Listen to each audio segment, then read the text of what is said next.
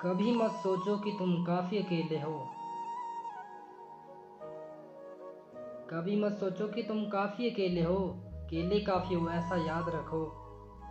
कभी मत सोचो कि दुखी हो तुम, दुख सहकर इतने मजबूत बन गए हो कि कोई फिर तुम्हें कोई दुख ही नहीं कर सकता।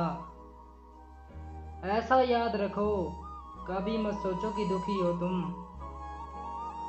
किसी के सहारे के मोहताज नहीं हो तुम, ऐसा याद रखो। कभी मत सोचो अपने ही नहीं समझते तुमको, समझना आसान कहाँ है तुम्हें ये याद करो। गहरे बनो समुंदर की तरह कि डूबकर भी कोई तुम्हारे अंदर छिपे राज न जाने पाए,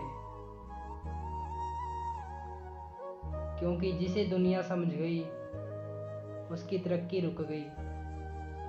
अपना अगला कदम किसी को मत बताना, क्योंकि राह में कांटे बिछाने को कुछ लोग तैयार बैठे हैं।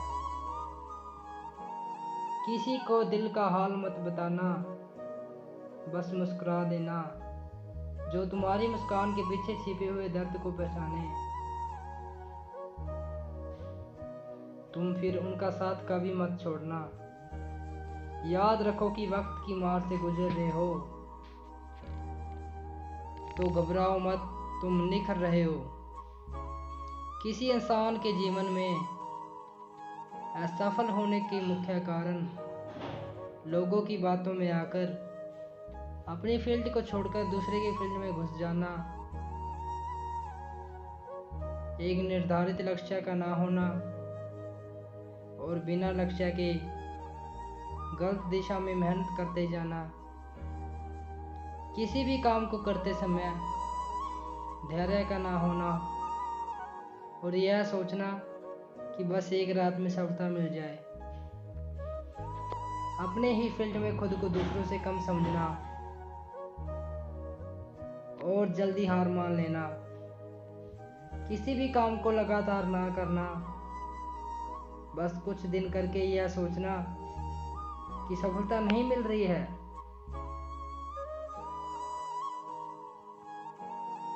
ये वो मुख्य कारण जो एक अच्छे खासे इंसान को जिंदगी भर असफलता की दलदल में डुबोकर रखते हैं।